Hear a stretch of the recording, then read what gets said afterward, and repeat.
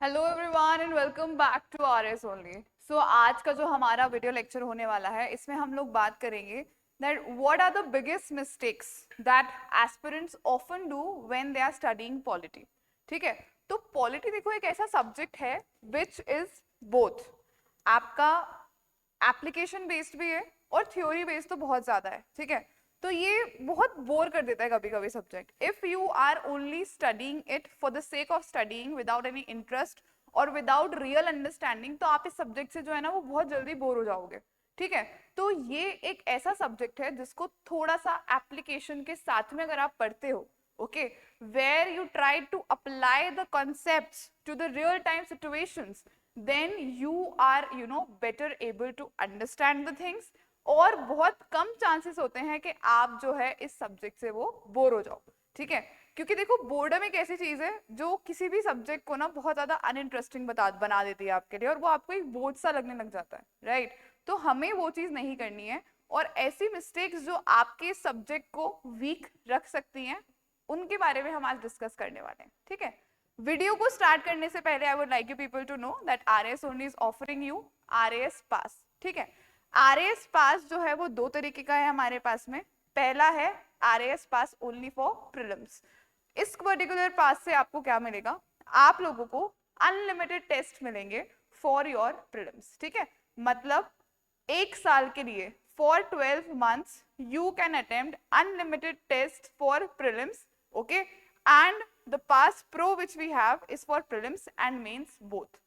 Traditional जो आपकी test series होती है उसमें क्या होता है, 16 से 20 टेस्ट होते हैं आपके, वो आप लोगों को अटेम्प्ट करने होते हैं and then that gets over.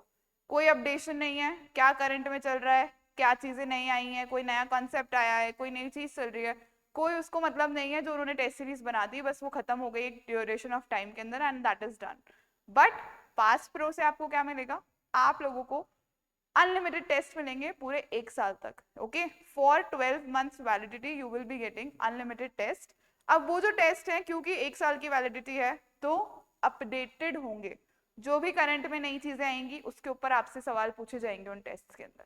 So this is a one time investment for you people, और बहुत ही मिनिमल से अमाउंट के लिए है। For 399 you can get for prelims and for 799 you can get for prelims and mains both।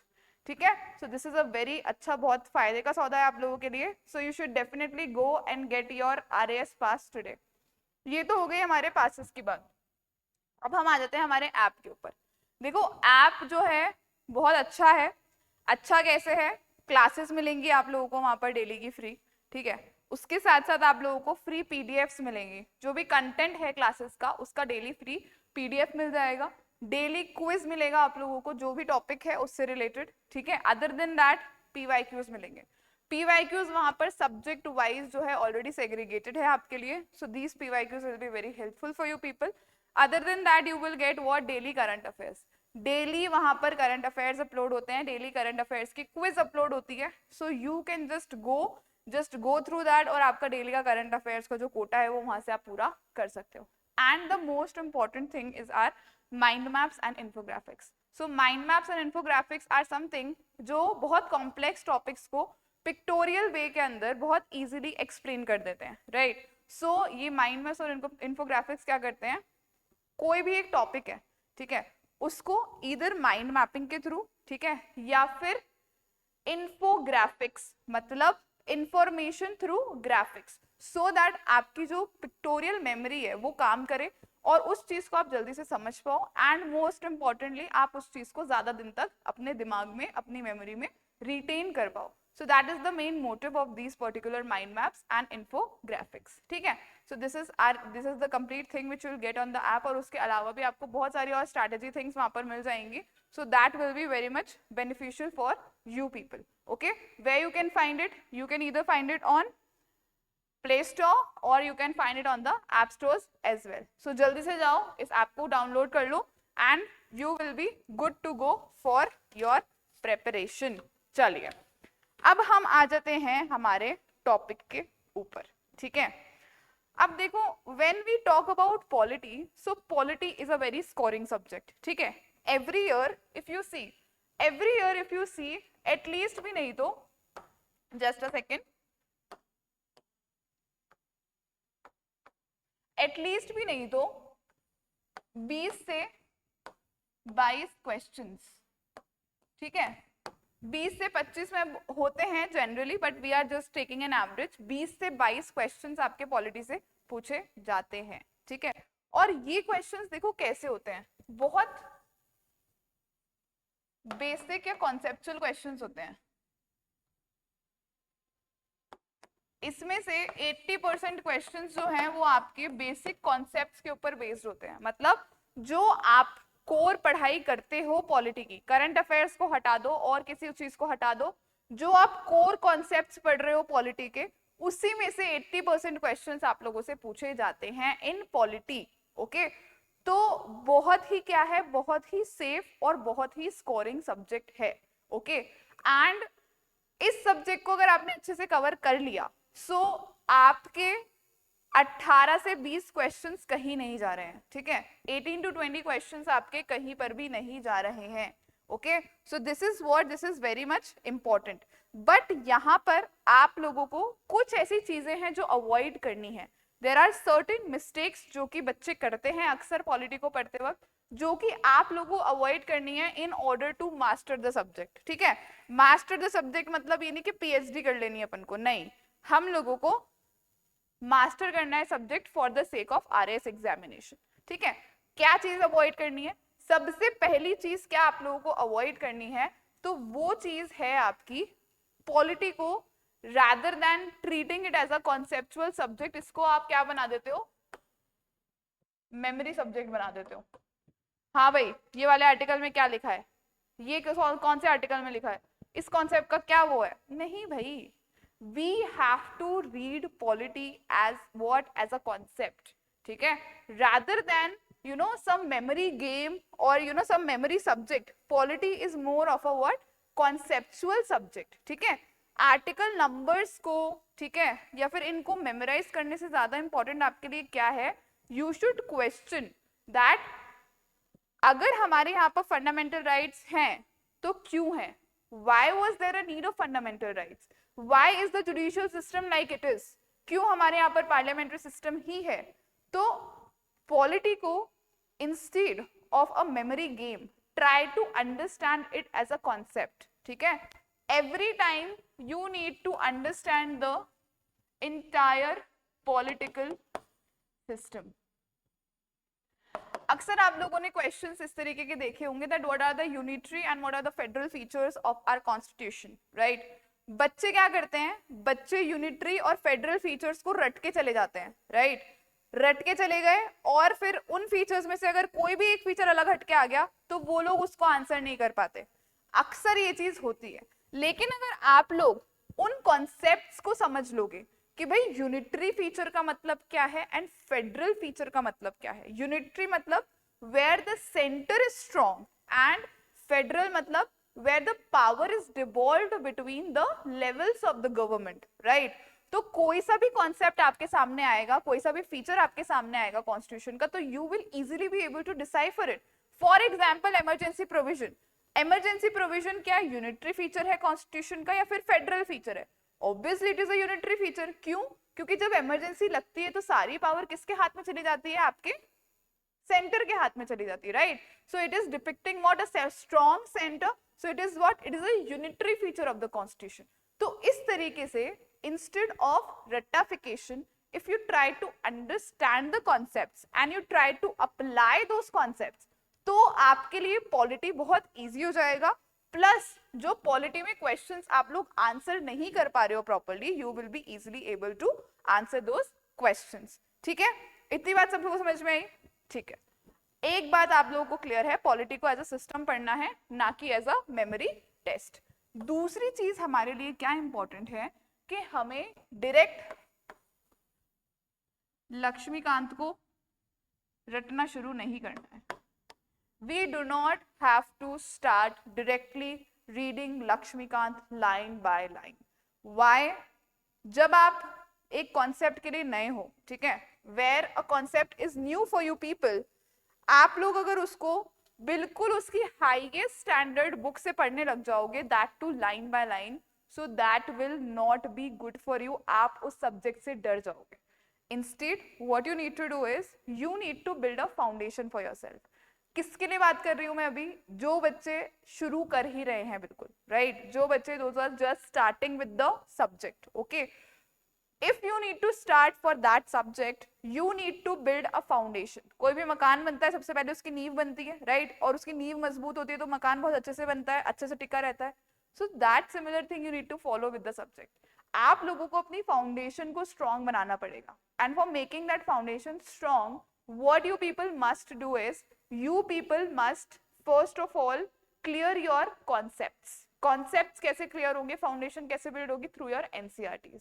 ठीक है, लोग बोलते हैं एनसीईआरटीज पढ़नी चाहिए, नहीं पढ़नी चाहिए, क्या करना चाहिए? So NCERTs you should go through for your own understanding. ठीक है, पॉलिटी अगर आप लोगों को पढ़नी है, 11वीं की आपकी जो एनसीईआरटीज है, पॉलिटिकल थ्योरी और constitution at work, these are very very important for building a foundation. ठीक है, क्योंकि सबका अलग अलग बैकग्राउंड होता है. हो सकता है किसी के पास पॉलिटिकल साइंस नहीं होगा 10th और 11th और 12th के अंदर, उन्होंने नहीं पढ़ा होगा, and that is very normal.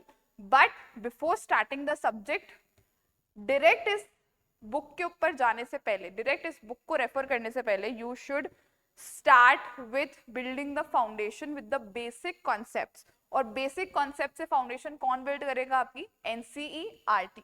ठीक है, तो एनसीईआरटी पढ़नी है, नहीं पढ़नी है, तो आप लोगों को अगर अपना बेसिक कॉन्सेप्ट क्लियर करना है, बेसिक फाउंडेशन बनानी है, तो you should read the NCERT.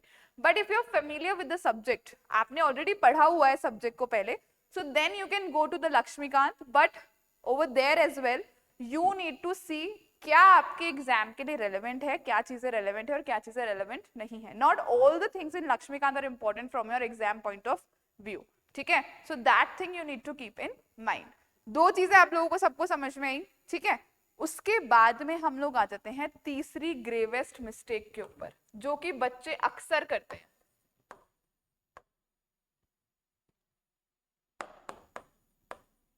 Rajasthan polity. Indian polity को पूरी कवर करने के चक्कर में बच्चे राजस्थान पॉलिटी भूल जाते हैं, जबकि this is a very very very important topic. यहां से आपके 9 से 10 क्वेश्चंस बनते ही बनते हैं. राजस्थान पॉलिटी, राजस्थान का जो एडमिनिस्ट्रेटिव सिस्टम है, पंचायती राज सिस्टम है, ठीक है, आपके लोकायुक्त हो गए, राइट, स्टेट का जो गवर्नेंस सिस्टम है, डिस्ट्रिक्ट एडमिनिस्ट्रेशन है, इन सब से आपके क्वेश्चंस बनते हैं. और इस पोर्शन को जिसने इग्नोर कर दिया, उसने अपने 9 से 10 क्वेश्चंस जो है वो फ्री में दे दिए, right. So you do not need to, ignore Rajasthan polity. It is a very, very, very important, portion of polity. ठीक है, इंडियन पॉलिटी, जैसे देखो पॉलिटी को पढ़ने का तरीका क्या है, पहले आप इंडियन पॉलिटी से स्टार्ट करो. क्यों? क्योंकि इंडियन पॉलिटी में बेसिक कॉन्सेप्ट्स होते हैं. ठीक है, इंडियन पॉलिटी से जब स्टार्ट करोगे, फिर धीरे धीरे धीरे धीरे कंप्लीट कर दोगे, नॉन कॉन्स्टिट्यूशनल और कॉन्स्टिट्यूशनल बॉडीज पे कंप्लीट हो जाएगी आपकी Indian polity. Then you need to start with your Rajasthan polity. But Rajasthan polity को भी उतना ही एक्सटेंसिवली कवर करना इंपॉर्टेंट है. इंडियन पॉलिटी से आप कॉन्सेप्ट समझोगे, राजस्थान पॉलिटी के अंदर आप कॉन्सेप्ट्स के साथ साथ कुछ कुछ फैक्ट्स जो होते हैं उनको भी याद रखोगे. ठीक है, और फैक्ट्स को याद रखने का सबसे इंपॉर्टेंट और सबसे अच्छा तरीका क्या होता है? एक शॉर्ट नोट्स की पेजेस, कॉपी नहीं बोलूंगी मैं, पेजेस लो, A4 साइज के पेजेस लो, उसको 4 पार्ट्स में डिवाइड करो, ऐसे डबल फोल्ड करके, ऐसे डबल फोल्ड करके 4 ब्लॉक्स में एक पेज डिवाइड हो गया. उसमें शॉर्ट शॉर्ट नोट्स बनाओ आर्टिकल्स के और शॉर्ट शॉर्ट फैक्ट्स के. ठीक है, सो दैट एक चीज लिखने में आसान जल्दी से लिखा जाएगा, दूसरी चीज रिवाइज जल्दी से होगा. ठीक है, सो रिवीजन बहुत इंपॉर्टेंट है फैक्ट्स का. अगर फैक्ट्स को रिवाइज नहीं करोगे तो भूल जाओगे. तो रिवीजन जल्दी करने के लिए and to write it down fast, you need to make those particular notes. एक बार की मेहनत है, एक बार की मेहनत के बाद में उसको आप n number of times use कर सकते हो. तो राजस्थान पॉलिटी को इग्नोर करना सबसे बड़ी एक मिस्टेक होती है, जो कि बच्चे अक्सर करते हैं, और इस वजह से वो लोग मार्क्स जो है वो फेच नहीं कर पाते. ठीक है, और यहाँ से मार्क्स फेच करना बहुत ईजी है. राजस्थान पॉलिटी से बहुत डायरेक्ट क्वेश्चंस आपसे पूछे जाते हैं. ठीक है, बहुत डायरेक्ट क्वेश्चंस पूछे जाते हैं और बहुत रिपीटेटिव थीम्स है. पीवाईक्यूज एनालाइज करोगे तो पता चलेगा कि बहुत रिपीटेटिव थीम है, उन्हीं थीम्स के ऊपर बार बार आपसे क्वेश्चन पूछा जा रहा है और उन्हीं थीम्स के ऊपर आप लोगों को अपने सब्जेक्ट को प्रिपेयर करना है. ठीक है, उसके बाद हम लोग आ जाते हैं, हमारी एक और बड़ी मिस्टेक जो बच्चे अक्सर करते हैं, वो है पीवाईक्यूज का एनालिसिस नहीं करते. मेरे ऑलमोस्ट हर वीडियो के अंदर I say that you people should analyse the PYQs। PYQs से real picture of the exam आपके सामने आती है, और बच्चे अक्सर यही चीज जो है वो स्किप कर देते हैं। अंट शंट टेस्ट लगाते रहेंगे, अंट शंट किताबें पढ़ते रहेंगे, ये मटेरियल ले लिया, वो मटेरियल ले लिया। भैया सबसे बड़ा मटेरियल तो वो है जो आपको आरपीएससी दे रहा है, राइट? क्या दे रहा है आरपीएससी? क्वेश्चन पेपर दे रहा है ना आपको। वो क्वेश्चन पेपर जो है वो आपकी क्या है? आपकी बाइबल है for the examination. It is giving you the sense of the examination that what you need to study. और उसको अगर एनालिसिस आपने नहीं किया तो फिर कोई सेंस नहीं है जो भी आप चीजें पढ़ रहे हो उसका, ठीक है? तो PYQs का analysis is very very very important for you people. So ये हो गई हमारी क्या? Fourth mistake. Now we come upon the fifth and the most repetitive mistake of overstudy। ये मटेरियल ले लिया, वहां से वो अच्छा लग रहा है वो ले लिया, इस कोचिंग का ये अच्छा लग रहा है ये ले लिया, ये स्टैंडर्ड बुक है ये ले ली, डीडी बसु ले ली, ये ले लिया वो ले लिया। नहीं लेना है भाई। You do not need to take many sources.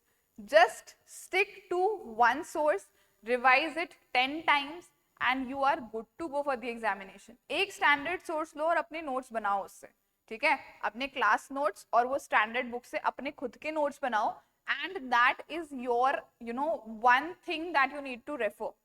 इतने सारे मटेरियल पड़े हैं मार्केट के अंदर, सारे मटेरियल आपके लिए इंपॉर्टेंट नहीं है, ठीक है? बहुत सारे देखो मटेरियल क्या होता है, एक तरीके से मीठा जहर होता है। हम सोचते हैं कि यार हमारा ये मिस नहीं हो जाए, हम ये मटेरियल भी ले लेते हैं, ये मिस नहीं हो जाए ये मटेरियल भी ले लेते हैं, बट वो सारे मटेरियल्स को एक जगह पे करने के चक्कर में हम उनको पढ़ नहीं पाते हैं, राइट? और जो हमारा मेन मटेरियल है वो भी हमसे मिस आउट हो जाता है। So what you need to do, instead of over studying और over collection of materials, what you need to do is you need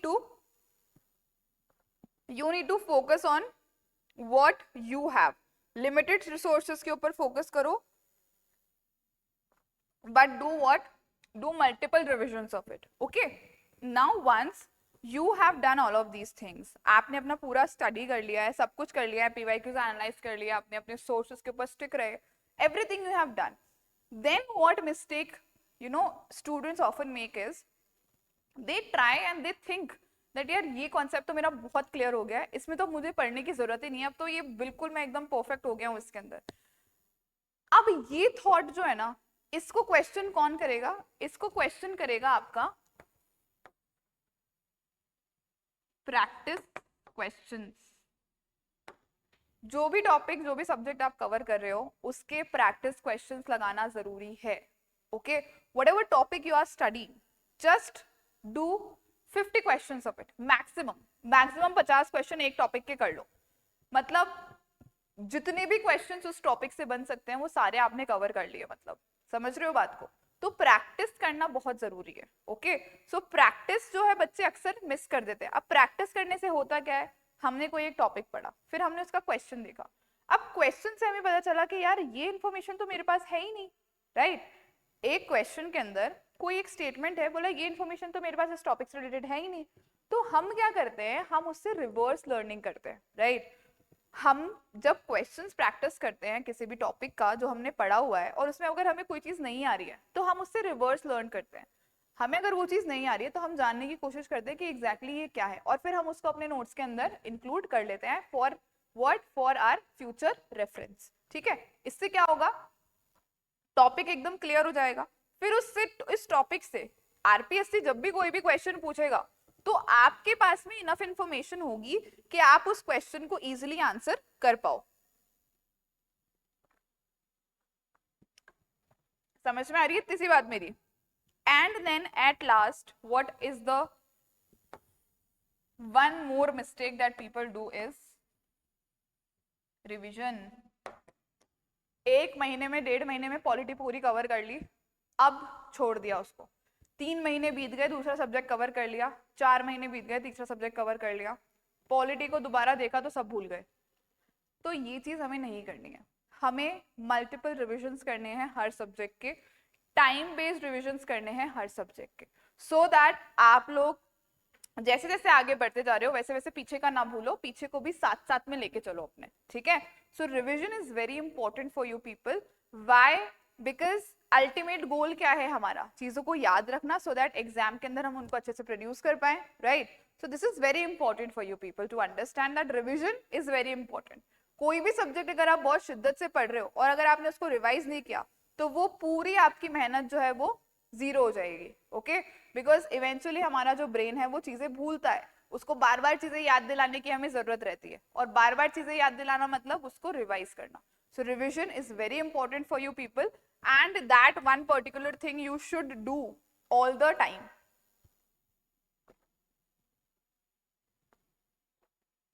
ठीक है, इतनी सी बात समझ में आ गई?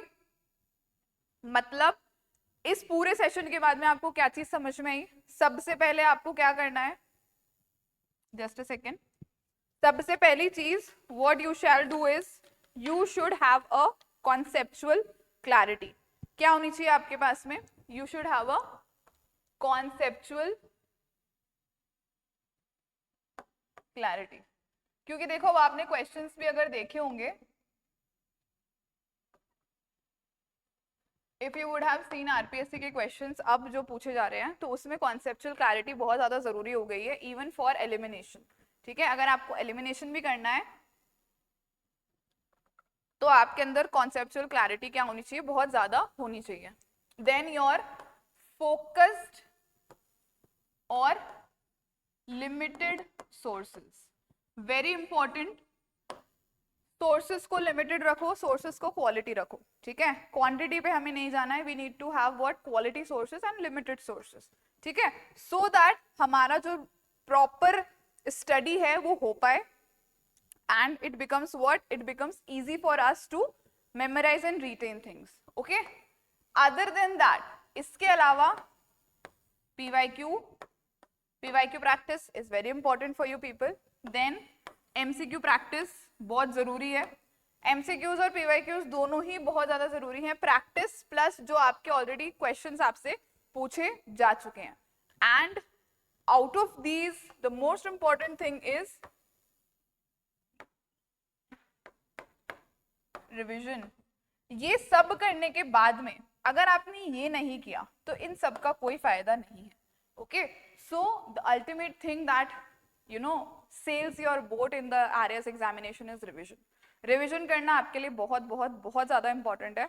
रिवीजन के ऊपर we can come up with the video that how exactly you should plan your revision. So if you want that you can just comment, let me know in the comment section, ठीक है। तो आज की video में बस इतना ही। अब हम लोग जो हैं आगे आने वाले जो वीडियोस हैं उसमें और भी चीजों के बारे में बात करने वाले हैं। We are gonna discuss many things. If you people have any doubt तो आप कमेंट सेक्शन में मुझे बता सकते हो, I try to cover them. Plus अगर आपको और कोई डाउट्स है अपनी प्रिपरेशन से रिलेटेड तो you can just go to the description box में जो लिंक है उसके ऊपर एक काउंसलिंग सेशन अपने आप के लिए बुक कराओ, come to the centre, visit us and we are always there to help you people. या फिर नीचे क्वेरीज के इंक्वायरीज के लिए नंबर भी दिया हुआ है एक, so you can just go and call on that particular number and whatever queries you people are having you can just ask us and we are always there to help you people. आज के लिए बस इतना ही, मिलेंगे वापस से next video के अंदर। और हमारा एक इकोनॉमिक रिव्यू का भी सीरीज चल रहा है, that is very helpful for you people. Why? Because I have been you know including all the things that are important from your exam point of view. जो पहले के PYQ से question जिस तरीके से आते हैं उसके हिसाब से हमने वो चीज सेट कर रखी है, ठीक है। So do watch that as well, it will be helpful for your people, okay. So thank you so much and all the very best.